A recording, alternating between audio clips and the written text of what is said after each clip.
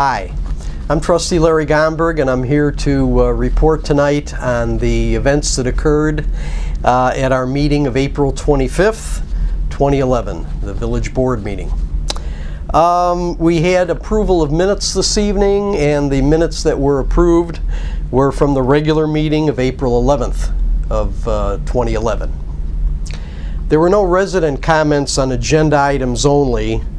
There was a president's report, and the president reported on a water main break that had happened over the weekend at the Bell and Gossett Corporation headquarters here in the village.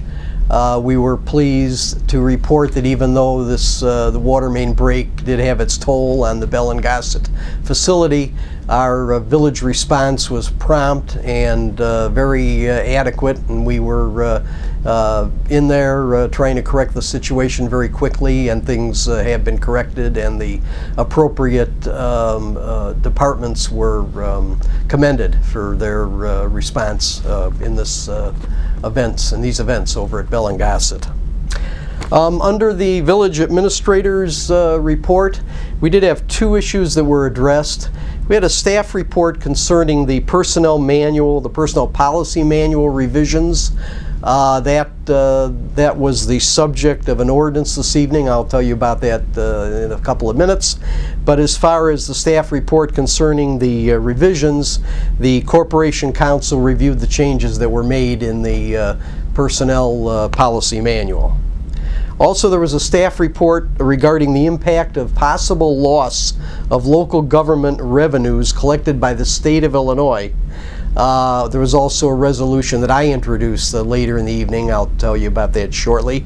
But we thought it was very important to let the public know the details of this possible loss of funds to the village. So both the village administrator and the finance director had comments to make in this regard.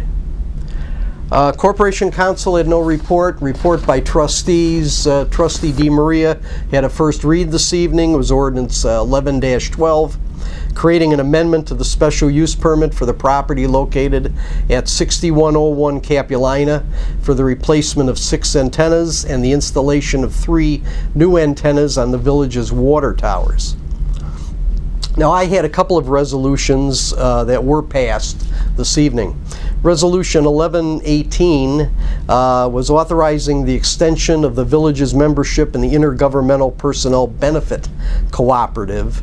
There was comments made by Ryan Horn and Mr. Greg Alleman, who answered questions from the board regarding this renewal of the village's membership in the Intergovernmental Personnel Benefit Cooperative, which is a benefit cooperative dealing with health insurance and insurance, different types of insurance that the village gives to its employees. And we do that with other villages, which is a great cost savings to have this cooperative, and that's why we decided to renew extend the membership in this cooperative for another 3 years.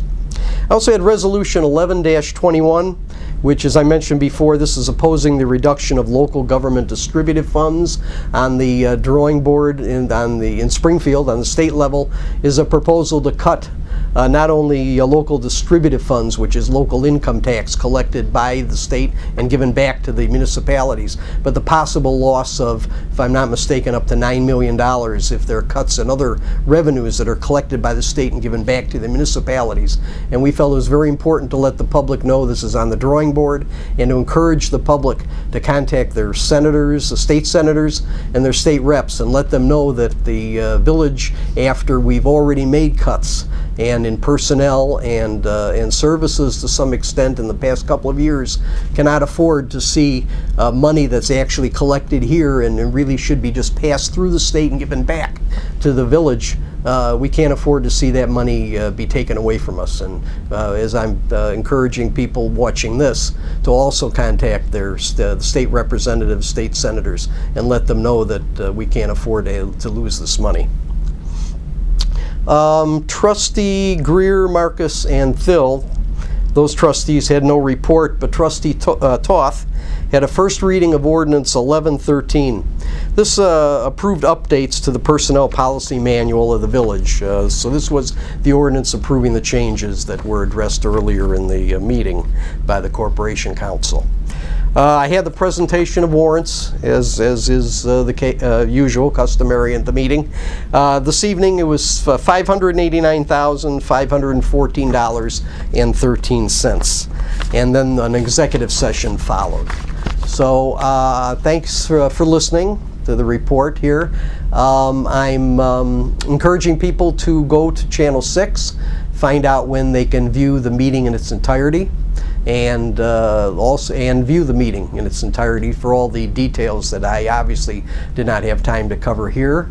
And also encouraging people to go to our website at mortongrovil.org. That's mortongrovil.org to find not only this report, but a bunch of other information regarding the village. And if you can't find information online, if you don't see it on TV, and you have any questions at all, please just give us a call at Village Hall. Somebody there will be happy to answer your question, take care of your problem, and if there's or hear your comments. And you can do that online as well. And also, so please let us know how you feel, and we want to serve you, and this is what we're here for, and thank you very much for viewing this evening.